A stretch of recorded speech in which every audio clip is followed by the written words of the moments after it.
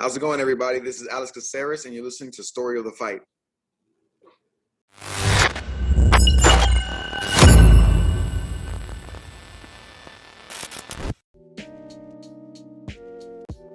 What is up, everybody? What is up, Toasty? How you doing, my man? I'm doing good. How about you? I'm doing fantastic. Welcome, everybody, to Story of the Fight. My name's Romero. This is my boy, Toasty, joining us. Will is off this weekend. I can't believe Will's actually taking a weekend off. It's wild. It's wild. Usually I'm here with Will. Yeah, it's usually me that's taking the time off. This time, Will's like, hey, I'm going to have to miss a weekend. And we're like, you know what? Well-deserved, Will. He's the Iron Man. Cal Ripken of podcasting. He never misses. The Rotang, one would say. Yes, the Rotang, exactly. If we want to keep it combat sports based, which I guess we will, because this is a podcast where we talk about all things combat sports. Today, we're going to cover One Fight Night 33, and we will also cover some UFC Nashville. But before we do, I want to remind everybody, like, subscribe, hit the notification bell, goes a long way. We highly recommend that you watch us through YouTube because we like to share pictures, sometimes some clips. But if you don't like watching, you like listening, you got Pocket Breaker, Apple Podcasts, Spotify, all the other ways of listening to podcasts. And if you're like, man, there's too many to remember, literally storythefight.com, and it shows you all the different places where we're available. And really Instagram, like every social media is at Story of the Fight as well. So if you can't find us, you're really just not trying hard enough. So I think, Toast, you follow us everywhere, right? Yep. Everywhere I got stuff. Right on, man. Yeah, there's new things popping up like every single week. And Will's like, oh, we have this. Like, I made sure I got our handle on this new thing. I'm like, dude, I have no idea. I just know Instagram, TikTok, Facebook, and that's about it. But anyways, I'm old. I'm still on MySpace. Am I in your top 8? Is Will in your top 8? Or is Story of the Fight in your top 8? Well, we'll move on before we break any hearts here. So, Toasty, we have a lot to cover, my man. And I say we get right into it. What do you think? Absolutely. Awesome. All right. So, hey, by the way, good morning, Evie. Thank you for joining us. And she said it's Toasty. Absolutely. We brought Toasty along for the ride today. But look, we had One Fight Night 33. Or no, actually, today we're going to start off with UFC. My bad. So, we have UFC Nashville. Yes, UFC Nashville. And we had the Black Beast, man. We had Derrick Lewis going up against Teixeira. Look, was your boy super hyped about this fight and about this card altogether? Not really, but it was a pretty fun card, would you say? It's one of those cards where, like, you see it on paper and you're like, this is either going to be one of the most boring things ever, or like somehow, some way, everyone's going to make this exciting. And the fights were far more entertaining than I gave them any right to be. Yeah, no, absolutely. And look, everybody, for the sake of time, because we are going to be covering 2 events, we're not going to cover every single fight, but I want to say that 9 out of the 13 fights finished, or were with finishes. So only a few went the distance, which is pretty cool. But I believe we're just going to be covering 6 fights from the card before we move on to One Fight Night. But we'll start off with Derrick Lewis versus Tallison Teixeira. Derrick Lewis, we know he's going to try to put this out or put his opponent out in the first round if he can, right? As long as his name is not Ngannou. Exactly. If he has serious fear of getting knocked out quickly too, might start off a little bit slower. But even he said, he's like, man, I try to do something in the first round. He tries to make it exciting. We start off the fight, right? And they both meet at the center of the octagon. Teixeira lands this hard step-in jab where the jab, like the thumb, grazes Lewis's eye, right? Mm-hmm. And then from there, what happens? Derrick does this weird thing that it almost looked like Iwan Cutelaba, where he's trying to like sort of fake it, where he's like, "Oh no, my eye," and kind of bait him in, because the ref is not going to stop a jab going to the eye. He's not going to stop time for your eyeball. And Teixeira starts coming in, and Derrick does what he does best and just starts throwing haymakers. Dude, from the hip, man, just absolutely going. But the thing with Derrick Lewis, right? There was very little technique. I mean, look at the way he's standing right now as he's throwing. His left hand's already cocked back and ready to throw and follow up with the left. But the problem is, if he lands just one of those, Toasty, you're in trouble. 100%. You're right? Never safe if he touches you in any way.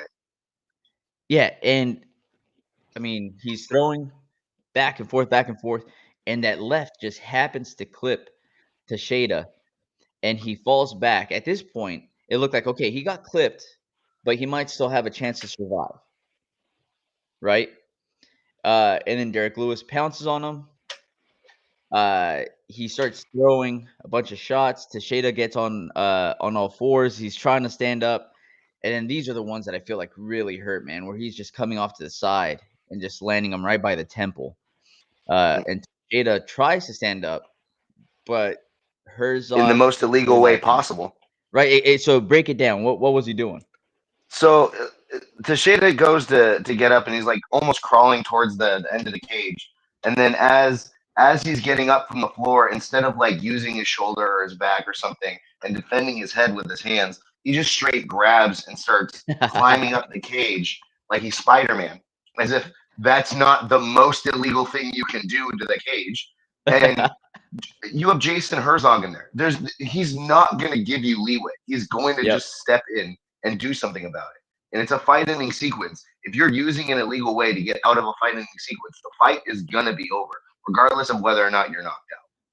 And I think that's a really good breakdown, right? And hey, shout out Austen, by the way, says, good morning, everybody. Not going to lie, totally missed this card last night because work at summer camp I'm currently at is insane. But definitely looking forward to the stream later after watching the fights for sure. Thank you for joining us, Austen. Always coming through, even if it's just for a little bit. Austen pops in and pops out. But I appreciate it. And then Evie, I mean, we're talking about the stoppage right now, right? She mentioned it seemed like an early stoppage. And she thought it was pausing action to take a point, not to stop the fight. And at first, I thought that as well too. But I think that the way that you broke it down, Toasty, is just the fact that that's a fight-ending sequence. You do something extremely illegal to get yourself out of that fight-ending sequence. You're getting bombs drop down on you at the exact same time. So, do you consider it to be a good stoppage on your end? I mean, I wouldn't say good. I would say the only option Jason had. Like, understandable then. What's the other option is like you put Teixeira on all fours and put Derrick Lewis back on his back on the floor. That's not really an acceptable spot to put somebody in, at least in the UFC. Maybe one, but not in the UFC. That's not the way they run things. Right? There's not really any other option Jason has other than, I got to end the fight. You chose to do something illegal. I got to end the fight. It's like kicking somebody in the nuts when you're about to get knocked out. Like, what do you do at that point? You kind of got to stop the fight. I was going to say Olivier Coste in one most definitely would have been like, no.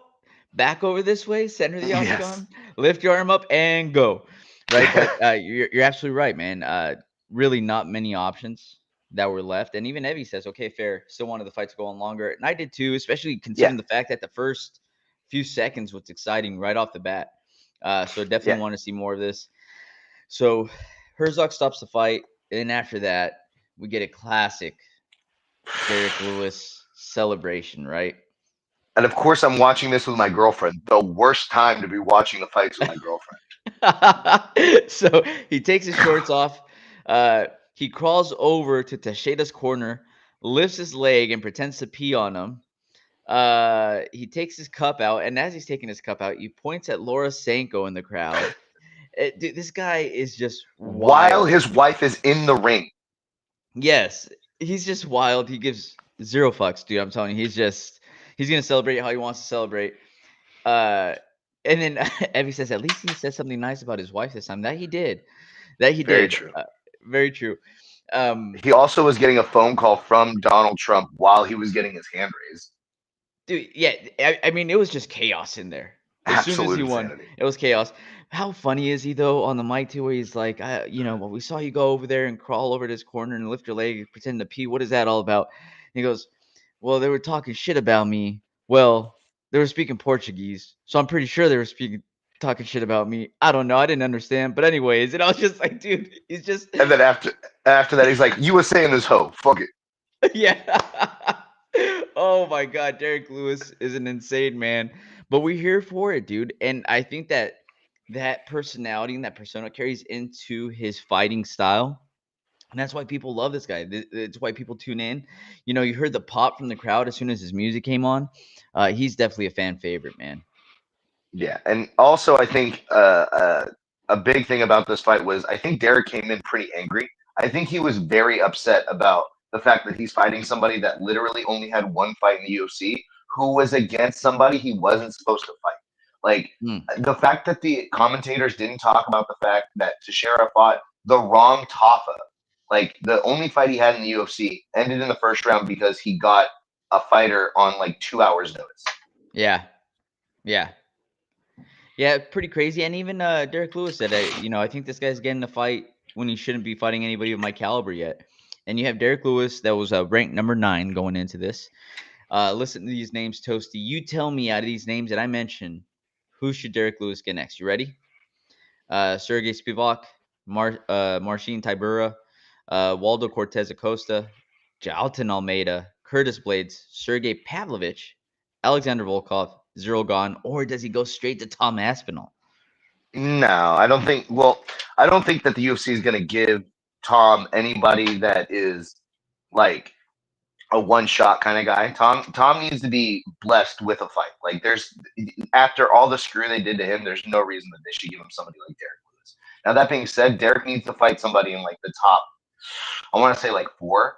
Okay. I don't know if I want to give him Almeida or Walker because I mean Derrick's been doing so much for the company. Do you really want to give him a submission guy? Pavlovich wouldn't be bad. Sergey Spivak wouldn't be bad.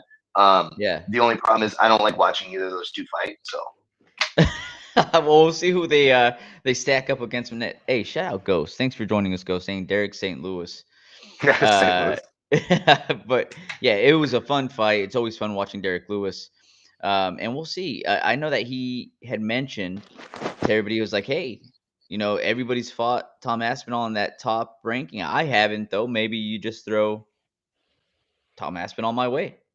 True, but that would be if they weren't like. I feel like the UFC has to benefit Tom on one side. If they were just thinking about like what they were going to do for Derrick, yeah, that would definitely be a good fight to make business wise. But in terms of like being nice to Tom, like after all he's done for the company, I don't think they want to do that for him. The other thing I want to say about this is how ridiculous is the light or the heavyweight rankings in the UFC. How absolute shit the UFC are at hiring heavyweights. That a heavyweight fighter is in the top 15, number 13, with Tallison one fight in Teixeira. the UFC. Yeah. Ridiculous. Good call. Good call. And Ghost also saying Slacky had a good take. Derrick Lewis is a giant crab with a heavyweight bucket. He's going to pull everyone who is trying to get out down. Ooh. Ooh, that's a good analogy. And Nevi saying, okay, but Laura looked amazing last night. That was a gorgeous suit. Hey, Laura always looks amazing. But yes, and she's been doing a really good job too. Sometimes you toss her in there and you get concerned that you have big personalities like a DC that just kind of tries to take over the broadcast, but she fits in very well with everybody that they've put her in there with so far. So props to Laura Sanko. She's amazing. Great at what she does. Probably the only other suit that was better last night was announcer for one. That thing was fire. Oh, The yes. hot pink. Dom Lau, yeah, amazing. All right. Anything else, Toasty, before we move on to the co-main event? Not much to say about a 2-minute fight. Yes. All right. So we will move on to the co-main event. We have Gabriel Bonfim versus Steven Wonderboy Thompson. Wonder Man. I believe they said he's 40 years old now. Oh my word. Yeah. Is he 40 or is he older than 40? I think he's 40. I think he's turning 41 before the end of the year. No, dude, it shows here he's 42, born in 83. So this is an old one here. It looks like somebody just took an old tail of the tape and taped it on there, along with Gabriel Bonfim. But yes, look, Wonder Boy's, you could see it a little bit. He's trying to get some more of those gray hairs. His hair was side. silver. Yeah. End of an era. We're getting very close to it. And some would say the nicest MFer. 100%. In the UFC, right? He holds the NFM title, or NMF. Didn't Ariel Hawani get him a belt for that too? I hope he did. If he did, he deserves it. I think he did. I'll say that right now, right? But look, Wonder Boy comes out. He has a classic karate stance.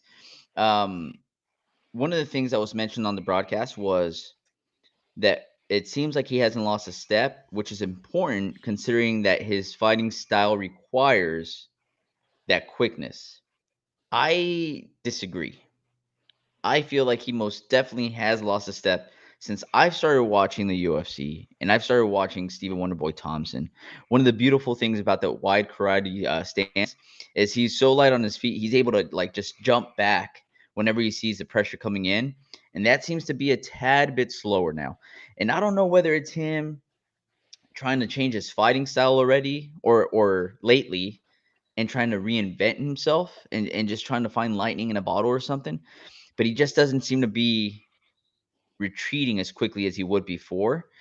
Kind of like those old school karate point fighting styles where Yeah. you're just able to counter really quickly. He just doesn't seem to have that speed. Are you seeing anything different? I mean, he's definitely slower. Like objectively, he's 42 years old. I think what a lot of people like when they say like, "Oh, he hasn't lost a step." I don't think it's that he's not getting slower. I think what it is like he's still as effective using his style that he uses. Because he's super effective. There's a reason that he's still ranked. I don't think he's not been ranked since he entered the rankings, which is wild. Um, the I think the major thing with how he moves in the ring now that's changed is that he's like he went from specifically thinking about how I'm going to strike and counter striking to how he's going to like defend Mm. takedown specifically. There was a sequence at one point where he threw like a spinning wheel kick, and as he threw the spinning wheel kick, Bonfim timed it perfectly, seemingly timed it perfectly, and shot in on a beautiful takedown. Somehow, on one leg, Stephen Thompson jumps back and sprawls perfectly on that shot. That is sort of what I think he's sort of dictating a lot of his fighting style on now is like, how Mm. can I strike and counter the wrestling as opposed to how can I strike and then counter their strikes? Yeah. No, that makes a lot of sense. And shout out Rain Lamina saying, just randomly saw this on the feed. I'm a ghosty, so it's nice to see familiar face in here. Yeah, thank you for joining us, Rain. And it's always fun whenever we have Ghost and his friends joining us as well. And Ghost says, were you guys surprised that Bonefig probably didn't pressure against him? Wonderboy used to have great cage craft, but now he doesn't circle off fast enough. And that's what I'm saying. Like the speed just doesn't seem to be there enough. And to your point, Toasty, Stephen Wonderboy Thompson knows that he's still a threat, right? He still has really great striking, but people are going to try to take him down, man. Like that's the game plan. And so maybe he does have to go through and adjust a lot of his game plans towards just focusing on the takedown defense. He does have pretty solid takedown defense. That being said, though, Bonfim got a couple takedowns that first round. Wonderboy was able to get back up, Takedowns. get out of it. Yeah. And then Wonderboy's going for, was it a calf kick that got checked? And just absolutely Um, yeah. bust Well, the it shin. was the inside cap kick. So instead of going to the outside, he was going same side, back leg to his front, and Yeah. try to kick the inside of the shin. And busted his shin up, right? Like Instantly. gash open. And Ghost says Bonfim not bonding. Yeah, I figured. It's all good, Ghost. Yeah, got you, bro.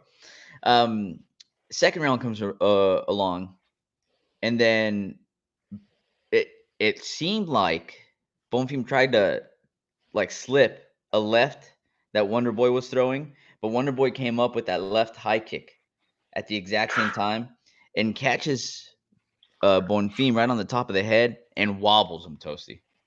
Bad. Right? So you have Bonfim at that point. You could see that he's kind of like on skates a little bit. He's moving back towards the cage. Wonder Boy comes up and it tries to put him out. Throws a huge right hook. Bonfim ducks right underneath it and just hanging on for dear life at that point. Right? Um, what do you think about Wonder Boy's approach after he rocked him? I probably would have stayed a little bit more at distance because he knows that Bonfim's going to try to come back at him. He was super wobbled, and I think that especially after the gash on his foot, that he's like, "Fuck, I kind of want to get this out. I don't want to. I don't want to let this play out." It wasn't the best, but at the same time, like you got to do something to try to finish out that fight.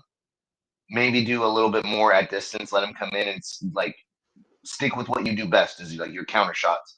He was trying to go in and like find the finish instead of what he usually does and letting those finishes kind of come to him. So maybe come in with some feints and let Bonfim react. Maybe if he does, because again, that was an act of desperation, man. The way that he kind of just shot in and just held on. So maybe throw some feints, expecting an attempt to take down, come up the middle with a knee or something, right?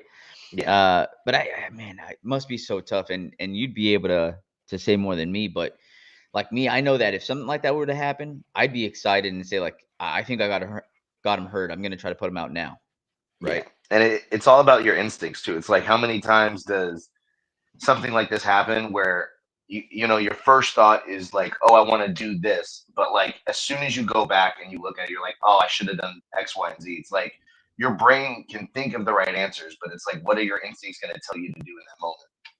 Yep. And Rich, if you want to keep it on this one for a second here, but we have third round goes through. Wonder Boy starts just spamming the high left kick. I think his dad in the corner told him like, "Hey, that's what you hurt him with. Just keep on throwing it, even if he Yep. blocks it." He does land it one more time, but Bonfim eats that one. It's Eats like, it. yeah, it was crazy. And then the last minute and a half, Bonfim clinches Wonder Boy up against the cage, and for a minute and a half, that's where they stayed. Yep. Everyone is booing Bonfim from the time that the fight is over. They announce the winner. It's Bonfim, right? It's a split decision. Thanks, Everybody's Mike Bell. booing. But yeah, yeah, exactly. Everybody's booing like crazy. And Bonfim, I think he thinks that they're booing at Wonder Boy. So like he hops up on the cage with Wonder Boy and he's like, everybody like, don't boo at this man. Like he's a great and I'm like, no, bro. They're booing at They're you. booing you. Yeah. And I was like, oh, what a funny moment, man. But I do think it was classy of Bonfim. He was giving Wonder Boy his flowers. Even in the post fight interview, he was Yep. talking about Stephen Wonderboy Thompson is the toughest guy in the division. A little far fetched, but I do think Yeah. that he's a great fighter. And for him to still be doing it after all these years, man, he's been ranked in the top 15 for how long? Yep. And he does a I really good job of managing damage. Like the fact that he's 42 and still has the ability to like take a lot of these like punches and shots because of his style and his ability to keep moving and stuff like that. The fact that every fight he's not coming out looking like he just got punched a million times in the face is so good in terms of your longevity. It's crazy. Yeah, and he's had a rough go as of late, man. You ready for this? So No. he loses to Darren Till, loses to Anthony Pettis. Oh, do you remember that one where he Yeah. throws himself off the cage That and lands a was the Superman Superman punch? punch. Yeah. Yep. That was his He first knockout. It was the first time he got knocked out. So he beats Vicente Luque, beats Hands of Steel Jeffrey Neal, loses to Gilbert Burns, loses to Bilal Muhammad, beats Kevin Holland.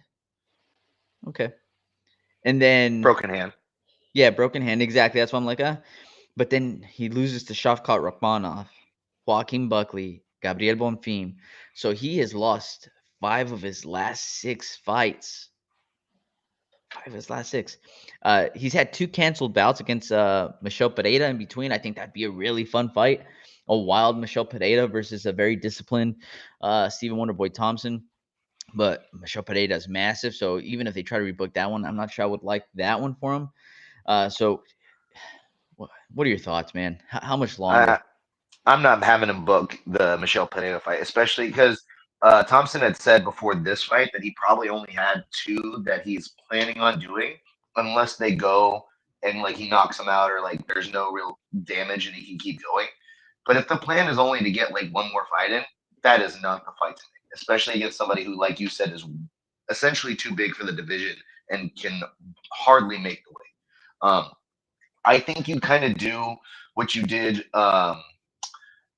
with Robbie, where you give him somebody that you obviously you don't know how fights are going to go, but you think is going to be a good matchup for him, and Yeah. you give him the opportunity to give him his flowers on the way out. Yeah, and I'm a huge Stephen Wonderboy Thompson fan, but I'm hoping that it's sooner rather than later. At 42 years old, man, these killers are Yeah. only getting younger, stronger.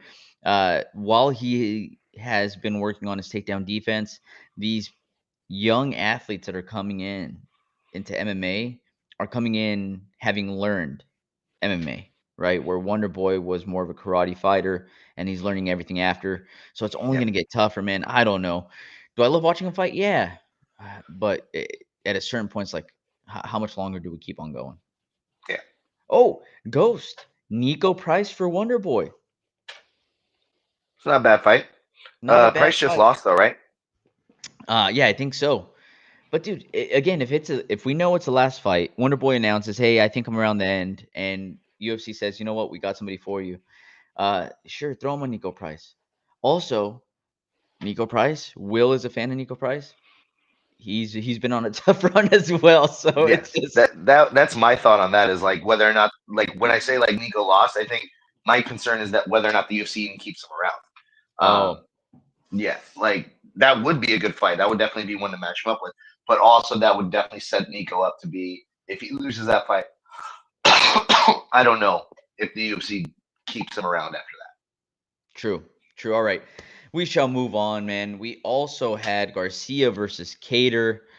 Speaking of fighters that are kind of getting close to the end here, Calvin Kattar, man, now drops to 23-10 after this fight, going up against Steve Garcia, which I believe had a 5-fight win streak, all by KO, leading up to, if I remember correctly. So Yep. just an absolute killer. What do you think of this fight? I expected more of it, but that was probably my fault for not realizing the sort of downfalls that Kattar has had in the last couple of fights. I think he came in way too cautious, and he needed to be more like he was before he had lost the last couple of fights. If he had come in and fought like in the third round? Yeah, exactly. That would have been a much more entertaining fight, but it would have been a much more competitive fight. It was great to see Steven Garcia do like all he did, but I came in expecting more than what I got. Yeah, and man, Kattar, apparently he was training with Firas Zahabi for this one, leaving the New England cartel. He had been over there for a long time. So again, we find ourselves in a position or in a situation where you have a veteran fighter who's gone through somewhat of a skid and that's trying to just find a different way to get the career back on track, right? So it goes to Firas Zahabi. By the way, Firas Zahabi, a beautiful mind in MMA. So it's not 100%. like it's a bad camp that he went to, but he still seemed like you said, extremely cautious. And one of the things that he talked to DC about going in was, I need to start fast, especially against Garcia, because I don't want to be falling behind on the scorecard and finding myself in a weird position in the third round, which is exactly what happened. And you can even hear the frustration in DC's voice where he's like, man, he's doing exactly what he said he didn't want to do. He's starting off so slowly. And look, granted, Garcia also was giving him a hard time. Garcia A was million putting some things more to look pressure at. on. Garcia was giving him something every single second. Feints and Dude, punches. He was always doing something. all the time, right? And just different angles too. Like there's some shovel hooks that were coming in. The jab was working. Kattar, right, was also in his orthodox position. Garcia was in southpaw. And every time Garcia was coming in, Kattar had that high defense, a high guard with the right hand, but his left arm would be down. And so there was a few times that Garcia would feint and then come in just with like a double jab with when that arm was down. And so he just kept on eating. And even if he was coming in, like you'd see Kattar want to come in a little bit and he just eat that jab and just step back again. I was just like, oh no, Kattar. So I think it was like 4 minutes into the second round. And they put stats up where they're like, Kattar landed 8 shots in the first round, and he's only landed 8 shots so far in the second round. Dude. Yeah. When your The opponent's stat line hitting that bugged 25 plus in each round. Yeah, the stat line that bugged me the most was in the third. They brought up the entire punching stats, like accuracy wise, and Garcia had landed more than Kattar had thrown. That's nowhere ever going to be conducive to winning a fight unless you're somehow going to put him out with one shot. Derrick lose. Yeah, shout out Andrew Nance. Thanks for joining us. But look, Kattar, and I'm not trying to sit here and just dog on Kattar, right? He's had a great career so far. And I'm sure that he wants to start off faster. How much do you think this is a skill thing, Toasty, and how much do you think it might just be like some type of mental block that he has to get through? I think it's 100% a mental block. I think that right? he's trying. The fact that he moved gyms and he still kept doing the same thing, like Firas was telling him to do different things that he was not doing in there, and he just wasn't doing it. that shows to me that it's not necessarily the, the coaching that was wrong or the game plan that was wrong. It's the fact that, like, if you have the answer to the test, but you're not putting the answer down on the test, the problem isn't the answer. The problem is, or how you were being taught. It's you performing. Like, you got to go out there and do what you were doing when your career was on track. Be Calvin Kattar. He said that in the promo. He's like, I got to go out there and be myself. You were not yourself. You weren't fighting how you fight. You fought trying to be cautious. You fought trying not to lose as opposed to trying to Oh, dude, that's a great way to put it, man. That's a great way to put it. And so we take a look at Calvin Kattar. I believe this puts him on a 5-fight skid now. It does. Puts him on a 5-fight skid. How much do you think Kattar lost from himself after he fought Max Holloway? I think it was the fight after. I think the fight against Max, he was kind of like, okay, that's Max.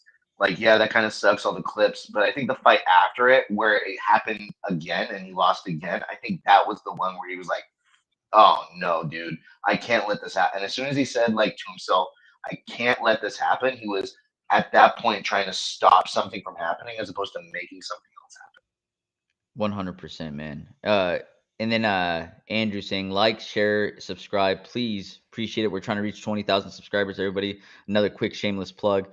I think we're really close to 16,000. Rich, maybe in the background you can let us know if we've actually gone there yet or not. Then he says, Kattar to BKFC with Jeremy Stevens. Ooh, by the way, if you haven't already, check out the coverage that we had on BKFC over here in Fort Worth, Texas. It was an absolute blast. But yes, I mean, we'll see. Kattar's foundation in mixed martial arts is his boxing, right? Yeah. So who knows? We'll see. And they've been signing a lot of older UFC fighters too. Seems to be the way. Seems to be the way. That's right. All right. Anything else on this fight, good sir, before we move on? Nah, I mean, pretty straightforward. All right. We will move on. Then we had Morgan Charrière versus Nate Landwehr as well. DC has got to stop saying names he cannot say. Just say his nickname. For the love of God, you're from Louisiana, where Creole is the main dialect. Creole is a form of French, and you can't say French words. Stop. So funny. Oh, and Rich says we have 15,998. We need 2 more subscribers. So, and I would say I'd get my mom, but she already subscribes. Oh, hey, shout out to Miss Toasty, huh? Mrs. Toasty, appreciate you. But Andrew saying, "Fuck, Nate lost in his hometown." Yeah, that one hurt because Landwehr's coming in. He's from Tennessee, and Charrière is not from Tennessee actually. But look, I was really impressed with Morgan coming in light on his feet, super fast. Right away, I saw a difference in speed. Right away. One of the things, this is a really good picture, Rich, I was just about to mention is with that speed, Charrière was able to just avoid a lot of shots just by leaning back really quickly, which caused Landwehr to extend his shots a little bit longer. And by extending, right, like he's reaching forward and it's almost like he was putting his face and his chin up on a platter. Yep. For I mean, look at his left hand just all the way in his pocket. Yeah. And I mean, I think this is also classic like Nate Landwehr as well, though. He's just a wild man. That's why we love watching his fight. Absolute insanity.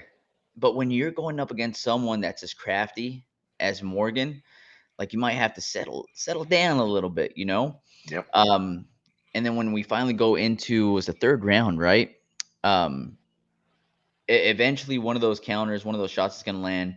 Charrière lands a shot right on top of, I want to say it's on top of Nate's ear, which made him lose some balance. He goes up against the cage. And Nate's such a dog, man. Like, he doesn't back down. He just kind of starts trying to swing, too. There's that shot I was talking about. It looks like it was right on the ear, actually. Yeah. Equilibrium, gone. But, hey, Charrière did a great job in saying, hey, I'm just going to put him out now. And just starts throwing some shots himself, also from the hip. And like what we talked about in one of those previous fights, sometimes it just takes one of those shots to land right on the chin. And one did land right on the chin, and he just dropped like a sack of potatoes, man.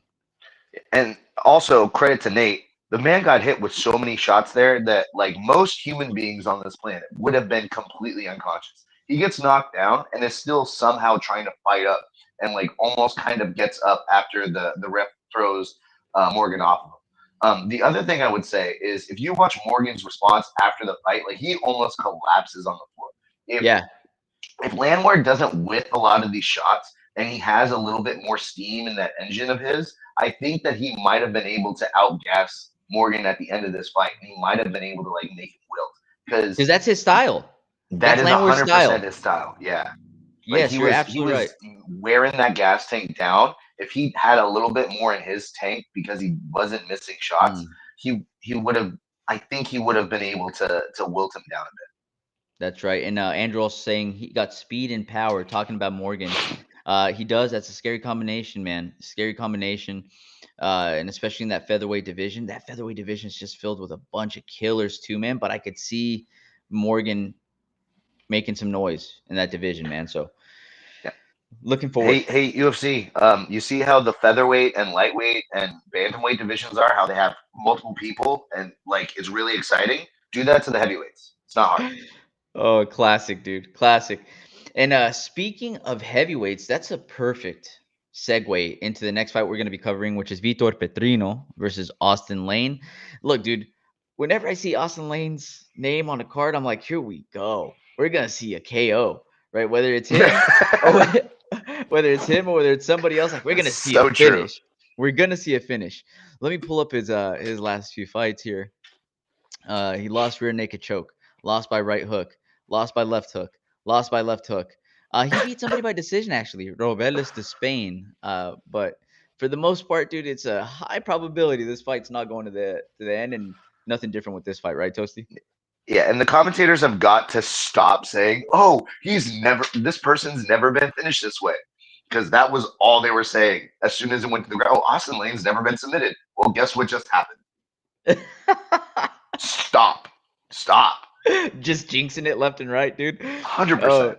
So funny. But it was quick work from Vitor Petrino. I believe this was his debut at heavyweight as well. He looked solid still, though, man. Both of these men looked to be in phenomenal shape. It's so funny because you see these guys, they're up and coming fighters, right, in the heavyweight division, and they're both weighing in at 245, 250, and they're just shredded. And then it's like, here's Derrick Lewis, who weighed in at 261, giant belly, dude, one of the most exciting fighters in the UFC. So you get a little bit of everything in that division. If you did notice, though, on his walk-in, Derrick Lewis had a bit of a cut. Like he had a little bit of abs underneath that belly. He had one cut down and then one cut across. That's so awesome. They said that he's now been running every single day. So, I mean, to the fridge is a bit of a run, but okay. Dude, so funny. All right. But yes, Petrino catches a body kick from Lane, takes him down from there, and then from there was just easy work, right? Yeah, for sure. I mean, Austen Lane did not really have much of anything in terms of technique on the floor. Even like when he's defending like this choke, like he was fighting the hands, but he wasn't doing anything with his body or his feet.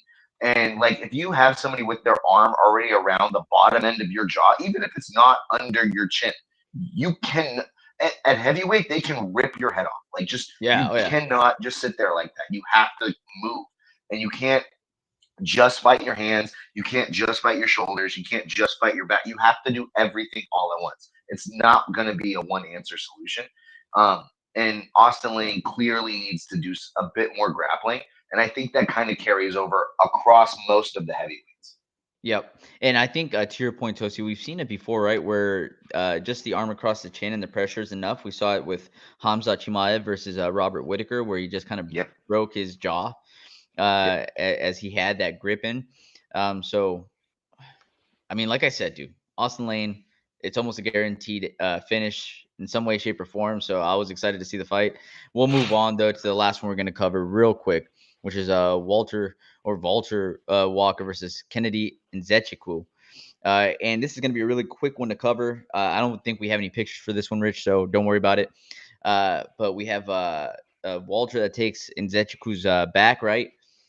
He's got the grips on him. Shoots a takedown from 5 miles away. Dude, by the way, the best thing. Just dove across the ring. When he shoots for it, right? He level changes, he shoots, and his arms are straight forward. And Nzechukwu, I'm going to give you a hug. He's backpedaling, And Walker doesn't change his position. He like continues rushing forward with his arms like that. And this is the funny part though. When Nzechukwu's backpedaling and he starts moving laterally and he laughs about the way that he entered, about the way that Walker entered. But as he's smiling, he gets clocked with the Yeah. hard right, and his facial expression changed like that. And that's when they started clinching up against the cage. Walker ends up getting Nzechukwu's back. And then can you explain the sequence, Tosi, from there? Yeah, so he goes to get the shot, and Genchiku does what he's supposed to do, where he like blades his legs and uses his body to kind of get flat up against the cage instead of being square. He kind of goes back this way. But what he doesn't do is either fight for an underhook or catch a whizzer, and it allows Walter to kind of come up the back and sort of just grab on his back.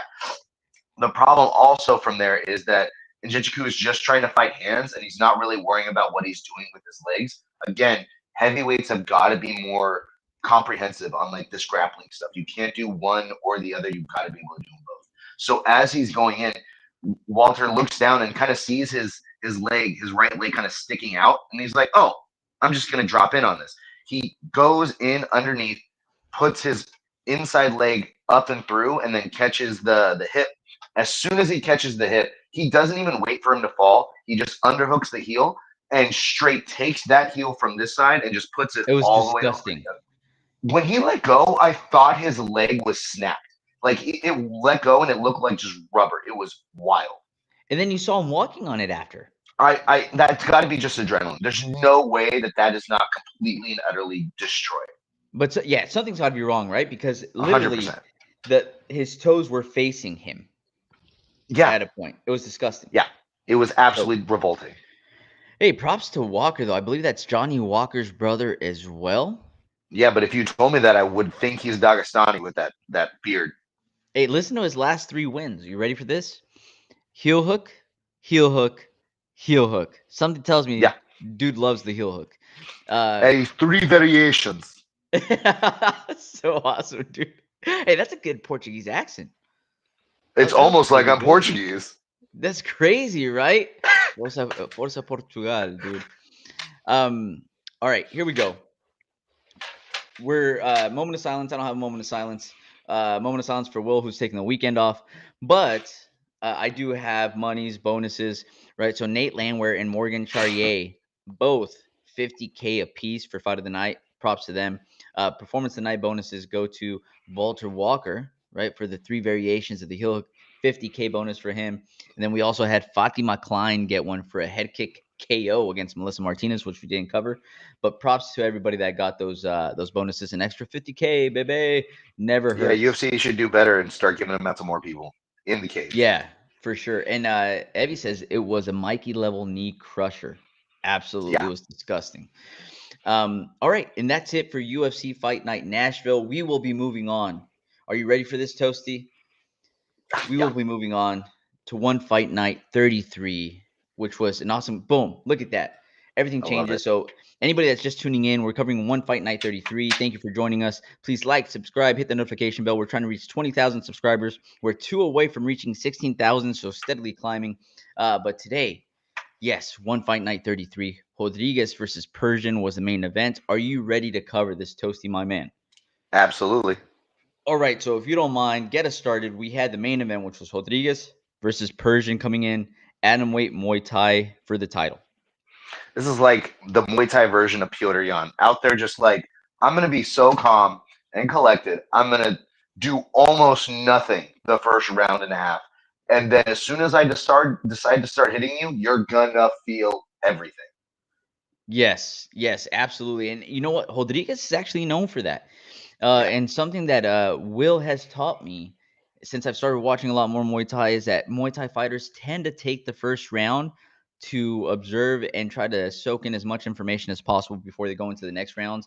And Rodrigues, right? Rodrigues is no different. So she comes in, like you said, she starts off a little bit slower.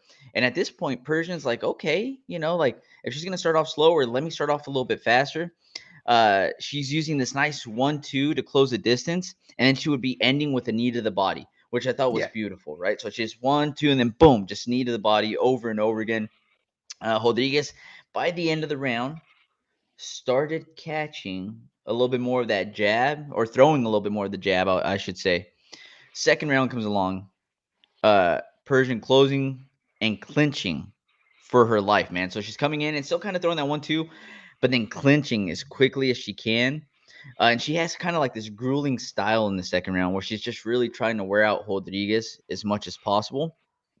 But Rodrigues, man, she's just so dangerous from any distance, right? So whether it was her like throwing a knee as well as Persian was closing and trying to clinch, or whether it was that jab to create additional distance and landing a lot of those calf kicks. But you kind of saw a tie turning, right, by the end of Yeah. the second, would you say? Yeah, I think the tying up into that clinch is probably the like it kind of was Person's downfall. Like you grab Rodrigues, and there's no way that she's not the stronger person in that ring. I think that when you go to do that clinch over and over and over, you're giving her more confidence that, oh, I am stronger than you. I can kind of do what I want. And I felt like as soon as they started getting away from the clinch, that was sort of like where she was like, "Oh, I'm gonna find my groove here." I think there was one point where she got the full plum, and I'm like, "Oh no, she can't even get out of this. Like this is gonna be a bad situation." Yes, 100%, man. That's a great call. And look at this picture. Olivier Cost, man. He's just one of the best in the business, dude. Always so Hundred close to percent. the action, ready to go. So Rodriguez comes out in the third, and she had this beautiful combo where she just goes right to the body, making Persian drop her hands, and then she comes up with the left hook. Drops her once, right? You could tell Persian's still a little wobbly, right? Cost Even when she says, hey, walked forward, she was still a little offset. yeah, still a little offset. Um, the boss tells her, "Hey, step forward to me, put your gloves up." She's good. She gets closer to the ropes, and it's the exact same combo, right to the body, left up top, and just drops Persian. Again, the boss, man, Olivier Coste is right next to the action, jumps in immediately, calls the fight off, and just another killer performance by Rodriguez, man. Have you seen Rodriguez fight quite a bit? Have you seen her? I've seen a bit of her fights. The ones that I can watch for free on one. Yeah. Yeah, man, because she again, this is what she does, man. The first round it's just a little bit light. I feel like it almost plays against the opponents because they Yeah. feel like, hey, I think I got this. I had a good first round. They come in with a little more confidence in the second and the third. And Rodriguez is like, oh no, man, I'm on a whole other level. Don't forget. Yeah. And just pieces them up over and over again. And I think a bit of a downfall for a person in this fight is that her main thing is kickboxing. She does do a lot of Muay Thai, but I think she was like an Olympian or something like that in kickboxing. And I think the big difference between kickboxing and Muay Thai, like you said earlier, is that a lot of Muay Thai fighters will take time to sort of evaluate inside of that first round. And I think that sort of was the downfall of Person, where she was like, "Oh, this is just like a kickboxer. I'm gonna go out there. I'm gonna be fast, and I'm gonna take advantage of it." But Yep. you're sort of feeding into her hands by giving her more information than she needs. One exactly. She's just downloading all that info and then she just comes out and destroys you after. Great call. But that's it. And again, one amazing with the way that they always end it with the gold confetti. I think it's one of the So best ways to beautiful. celebrate those. Dude, it's amazing, right? Yeah. It's cinematic, it's artistry at its finest. It's one of the things I love about one. The other thing about like the whole cinematic of one, like again, I was watching with my girlfriend, and she's like, "Why does everyone have their phones out?" I'm like, "Those are not their phones. Those are their bracelets. That's the Bracelets. ticket to get in." It is gorgeous when they just do the open shot and they just see the crowd just full of blue. So beautiful. And then when they put the belt on the side of the ring, just on that pedestal, it's like so perfect. Like it's just this is With the what they're lighting fighting on it. for. Oh, it's so gorgeous. Like that It's the production value of one is just uncomparable to everything else. I love it, man. And actually, this brings us to a good point. Mr. Ray and Lamina says, "What's your opinion on the article that said that one is facing crisis fronts across multiple fronts? Is it a hit piece, or will one get more funding? Do you know if Amazon pull out official or just rumors?" Look, all we have as well is just rumors. I know Will, especially Will, is pretty close to some of the folks in one. Look, what we know so far is that they've canceled their U.S. shows, right? So I don't believe that they have a U.S. show booked this year. Um, There's been org structure changes. So there's a lot of things going on. And one of the things that Mr. Chatri Singatong said as well, he said that these are a lot of rumors and that one is very close to being in the profit, which you could look at it a couple different ways, right? One, that the company has been going already for years, and we're finally talking about we're very close to profit after all these years. A little bit of a concern, but also the thing that I'm kind of looking at it in a positive way is it's July, so we still have 5 months left to go. And are we saying, hey, we're very close to profit right now? Can one end with profit by the end of the year? We'll see. But I really hope, Rain, that one sticks around. It's not good for any type of business, including sports, UFC, for it to be monopolized, right? And the UFC just owns so much already. And 100%. if we end up losing organizations like Bellator, which we already lost, like PFL, which I heard is very close as well, like One, then at that point, UFC can continue putting on shit Apex cards and not have to worry about anybody else coming in and taking any of that share. So we need organizations like One. So support any way possible, watch those fights, comment, share the clips from One Fighting. And it's a great organization. When I tell you that it's top notch, like when Will and I had an opportunity to go to Denver, the nicest people work for One, right? And they want to see this work so bad. So I wish them nothing but the best, and I'm hoping that they're around for years to come. On a positive, like the big thing about like in terms of business, like everyone talks about like how, oh, you gotta have to be profitable in business, blah blah blah. But like it takes a while to get there. And once you do Mm-hmm. get there, like once you get into making a profit, it's sort of like a snowball effect. Like you're Yep. kind of going uphill, and as soon as you hit profit, it's like, oh, you're just making money off of money. Like it's just as soon as you start making 10, then 10 turns to 20, 20 turns to 40, and then it just starts doubling and doubling and doubling and doubling. So it's as soon as they hit that precipice of like making money for everybody, the fact that they're already doing all of this for the fighters and the production value, it's just going to get better. Yep. You're absolutely right. And Evie reminding everybody, Chatri has always said he's not in it to be rich off of One anyways. He doesn't care about the money. And look, the way that he hands out some bonuses, the way that he he talks about it being just an organization where we could showcase the best fighters in the world, right? In a way, I believe him, but it's like anything else. At a certain point, the well runs dry, and so Yeah. we have to make it a profit at some point in time. If it's not for Chaudhry, then it's going to be for the investors because the investors are going Yeah. to want their money back, right? So it just makes sense, right? But at the same time, positive thoughts make positive results. We got to stay positive and just, we can't be living in this, oh, is it going to end at any second? We just got to appreciate the time when we have it and just hope it just keeps going. And look at Rain saying, when will Toasty fight for One? Just looked up your Instagram. There you go, Toasty. You get another follower, my man. Love it. By the way, Toasty is a badass, great fighter, but also a super cool dude. So absolutely give Toasty a follow on Instagram or any other social media he might have. His MySpace also, you might make it to the top 8. We talked about that earlier. So next fight that we're going to cover was Shadow versus Rabah. This is a featherweight Muay Thai fight. And look, going into this, really excited because Rabah, even though I'm pissed at him because he beat up our boy Eddie Abasolo, that was a I fantastic know. I was fight. so mad about that. Oh my God. I was so frustrated. Anybody that hasn't watched that Abasolo versus Rabah fight, go back and watch it. It's I'm getting goosebumps just thinking about it. I'm such a nerd. But fun striking, unpredictable style. We have Shadow that's just known for his aggressiveness and that right kick that's lightning fast, right? So going Yeah. in, that's what I'm excited about. What did you think about the fight?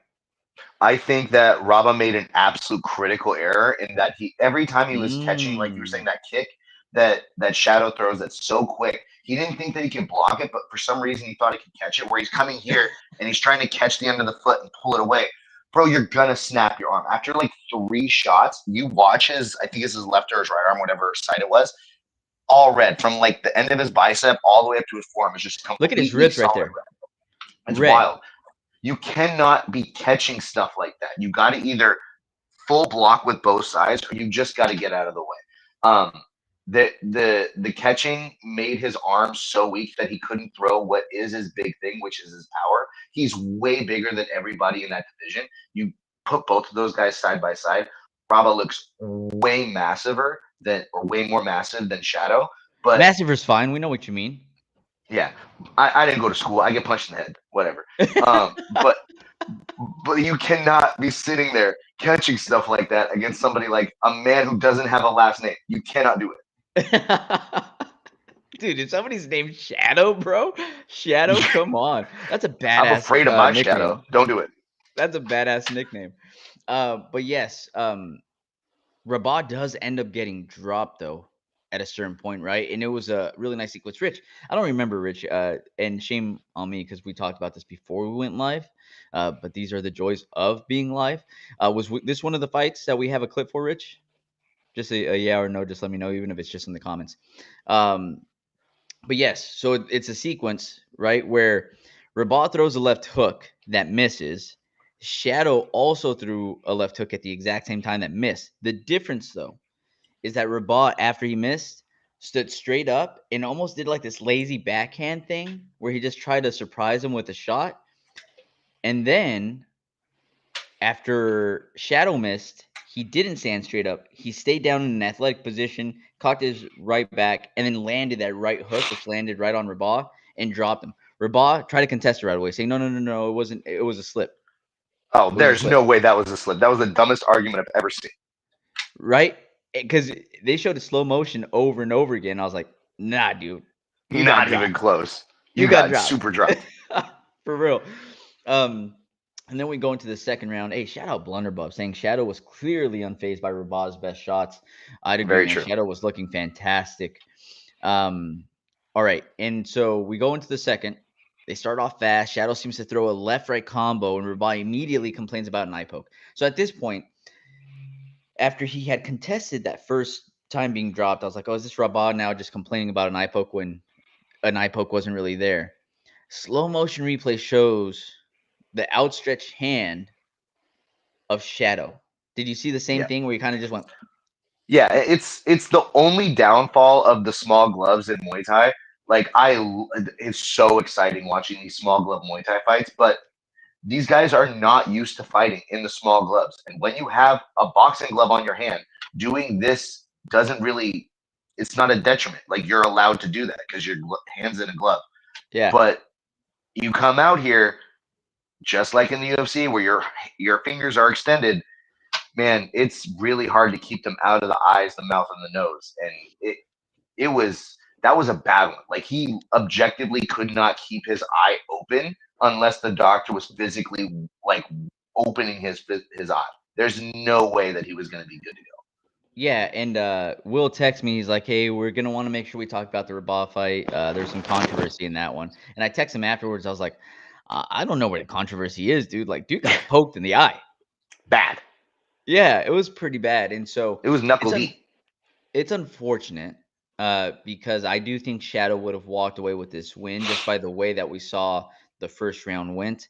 And look, for Rabah, this might have been a blessing in disguise because it ended up being a no decision. Is that how Yeah. you want it to happen? That how you want to go out? No, but it it wasn't looking good just based off how the first ended and how the second was starting. If you leave the ring and you're not going to take a win against the number 3 fighter in your division, a no contest isn't the worst thing.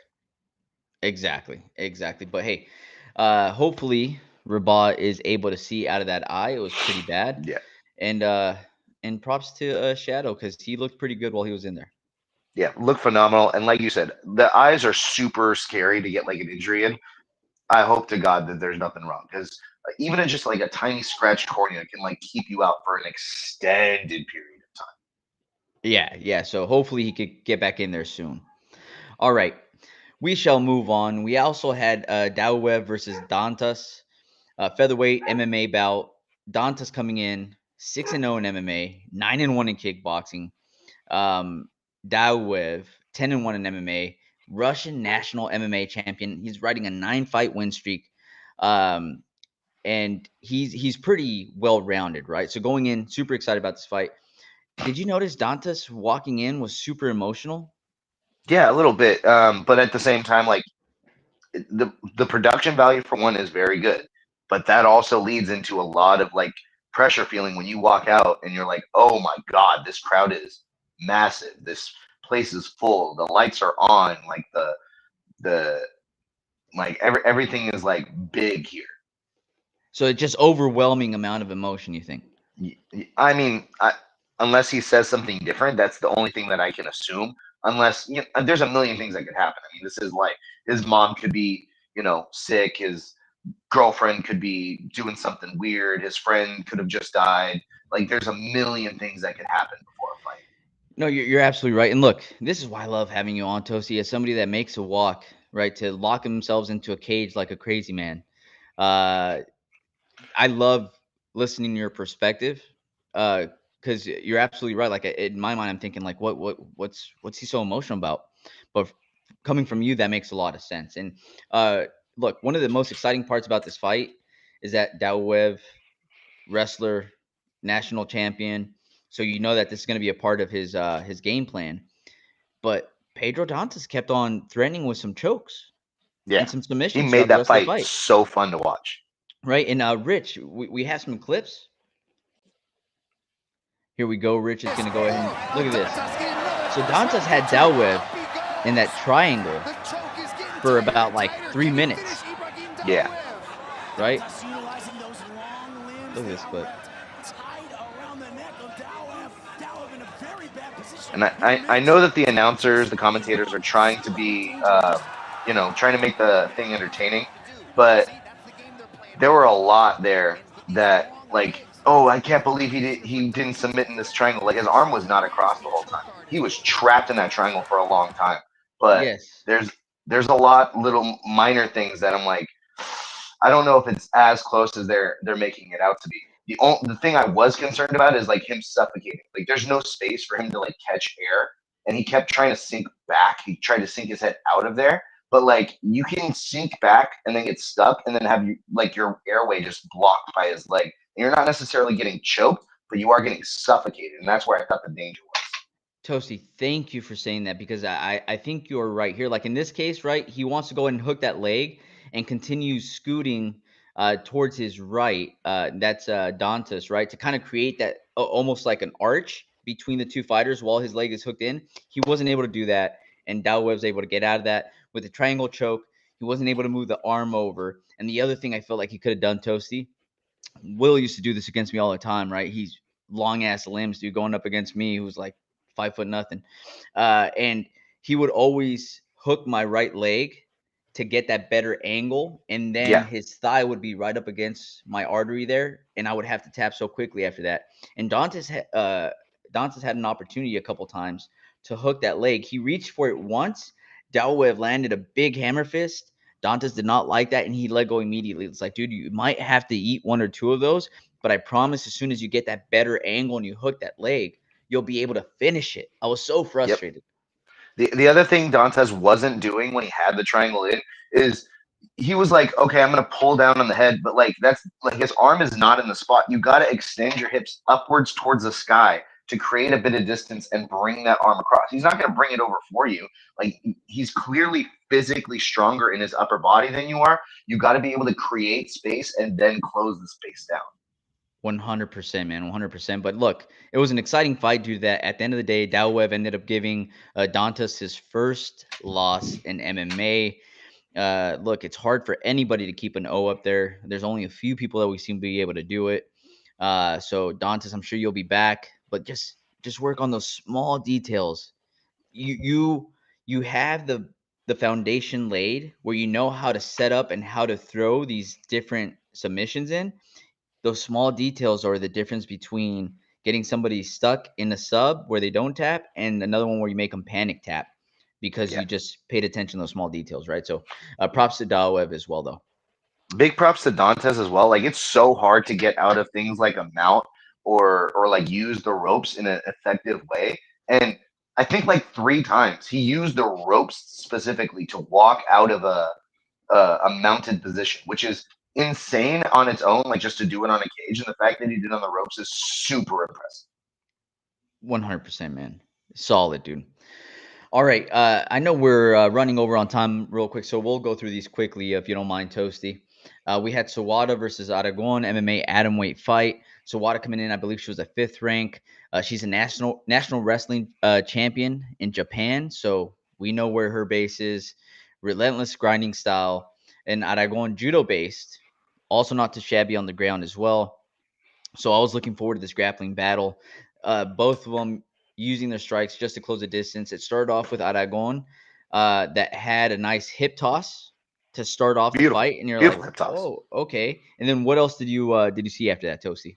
Uh, After that, I didn't see. I wasn't too focused on. I was focused a lot on before that sequence where Sawada. Oh my god, you cannot lunge in with punches like this. Oh my word, you can't lunge in with just single punches and single kicks.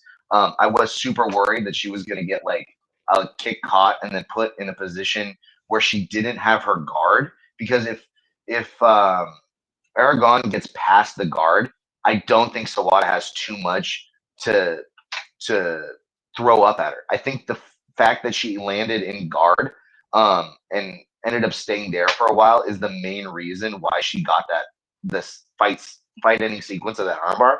Beautiful armbar.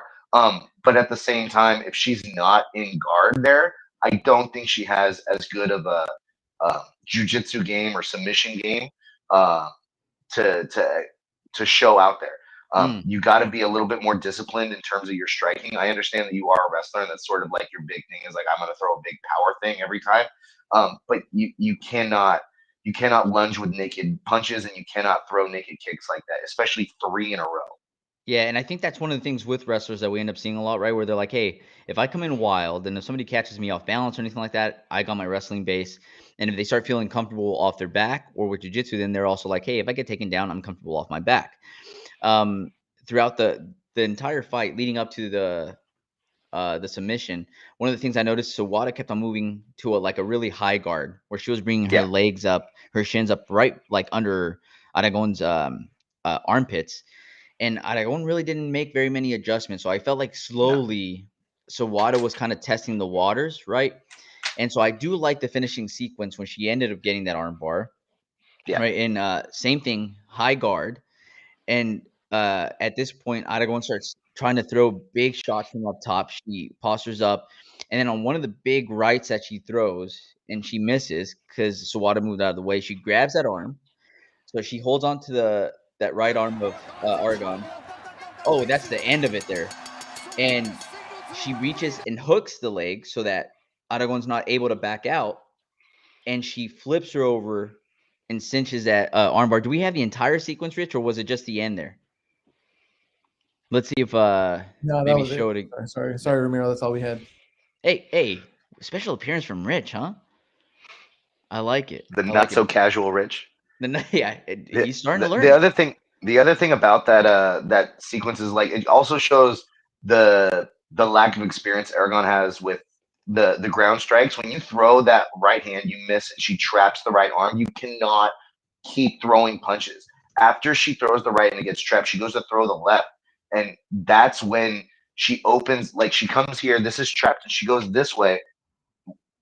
Your arm is like right there. All they have to do is throw the leg over, and she goes to come down, the leg comes over, and then she just flips down. Yeah. You cannot, like, if something's trapped like that, especially like you said, with a high guard on you, they're gonna throw something up, a triangle, an omoplata, God forbid, a gogoplata, something like that, or an armbar. Some of the most basic things ever. You cannot, with a limb trap like that, you cannot start throwing punches. Yeah, that's a great call. Great call. All right. And then we're going to move on to the last fight we're going to cover, Toasty. We had Nzechukwu versus Dauev, Muay Thai fight. Nzechukwu, usually known for his counters off the back foot, great clinch work with busy knees, riding an 8-fight win streak. We had Dauev, powerful hooks, known for being comfortable trading in the clinch, right? So, and the most Dagestani nickname ever. What is it? Smash Boy. By the way, dude, I just loved his post-fight interview also, where he's like, just send anybody my way. So, brother and smash, it's like their 2 favorite words in Dagestan. 100%. It's like the very first things they learn, I think. Yeah. And he's like, I'll fight anybody in the street, in your gym, blah, blah, blah. And what's his name? He's like, no. We want you to fight here. Fight here. Don't fight in the street. Fight here. So funny, dude. But yeah, look.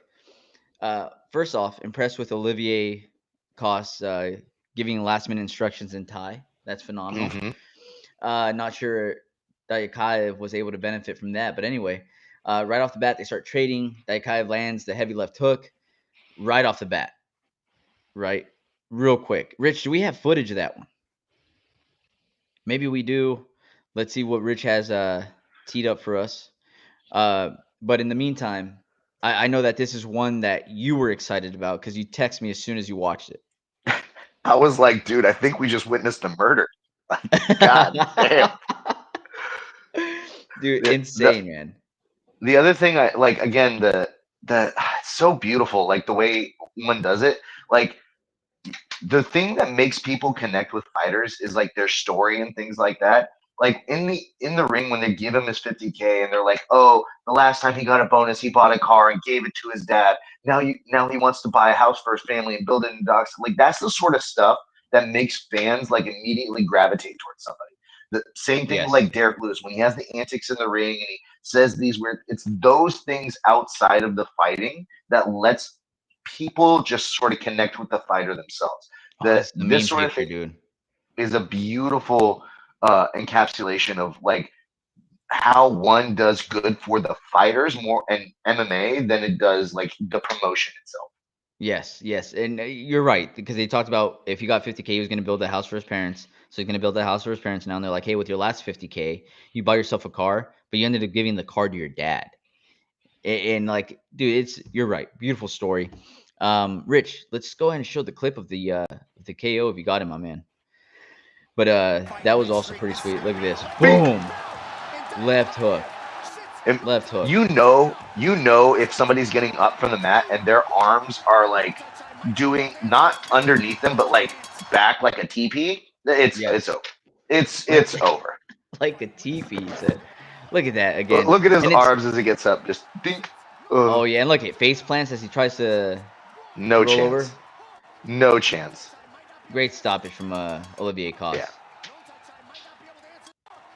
Wow. All right. Hey, but that's all we're going to cover from One Fight Night 33. So, hey, want to take this time to thank a few people before we actually leave. Blunderbub, Evie, Ghost. Who else do we have join us here? I feel like there's quite a few folks here. We had Rain that joined us as well. Andrew Nance, thank you for joining us. Not Will. Not Will. Yeah, no thanks to Will, huh? Timing. Austen popped in and out again, and I think I already said Ghost, but thank you everybody for joining us. It's always so much fun whenever y'all join us live. It allows us to chat back and forth. We love to hear what it is that you have to think or say about the fights that we watched. But you just make the show so much better. Hey, special thanks to Toasty. We put the bat signal up, and your boy, like always, comes through and saves it. So thank you so much. You have going on. If my nickname wasn't Toasty, it would be Short Notice. Yeah, short notice call, dude. Hey, yeah, but you got the W with that short notice call right now, my man. Absolutely. Yeah. Right. That's what I do. Anything else you want to plug though? I mean, I don't got anything too much to plug. I'm going back to do the coach wrestling at Christopher High this year. We got moved up in division, so we're going to end up wrestling Gilroy High. We're in the same league as them. Which I believe DC coaches, right? Yeah, and actually, I'm actually training with DC a lot. I think I've been at his gym, I want to say 2 times a week for the last like 4 or 5 weeks. We're sort of like combining camps between Ant Dogs and DCs now. I think we got like 5 fighters on the A1 card coming up. We're going to do like a whole fight kit where everyone has their same brands on it and stuff like that. It's really cool to see everyone kind of come together. The wrestling thing, if you guys want to come or support us, you can follow the Christopher High Wrestling Instagram as well.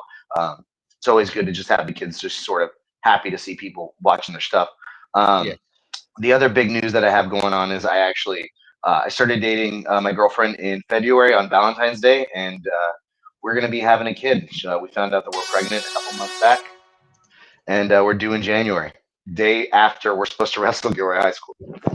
Dude, hey, Toasty, congratulations. We're going to have a baby toast coming along, and dude, we're going to have to get the baby on the podcast. Yeah, I'll get him in a little Story of the Fight shirt. Oh, dude, don't even tempt us, man. Don't tempt us with a good time. You're going to have a Story of the Fight onesie. Hell yeah. going. So we're looking forward to it. But congratulations, Toasty, man. I'm so excited for you and your girlfriend. I'm telling you right now, as somebody that has 3 kids are an absolute blessing. And I'm sure that baby Toasty will be in the singlet and wrestling before you There's know no it. choice. My girlfriend's actually the wrestling coach for Sobrato. We wrestled against each other this last season. So there's no choice. The question is whether or not they go to Sobrato or Christopher, but they're wrestling. That's all they're doing. Oh, so 2 wrestling coaches as their parents. That's going to be amazing. And also, Rich the Casual putting up the Instagram page for Christopher Hell High yeah. Wrestling as well. So anybody listening or watching, do us a favor, give them a follow and put down Toasty and Story of the Fight. Send us to this page to, support the kids. But if you do that, we would greatly appreciate it. And also want to give a special shout out to the man, the myth, the legend, the one that's on the 1s and 2s in the background that rarely lets his face be seen. But without him, podcast wouldn't be possible. That's none other than Mr. Richard Bustos, our producer. Shout out, Richard. And thank you, everybody, for joining us this week on Story of the Fight.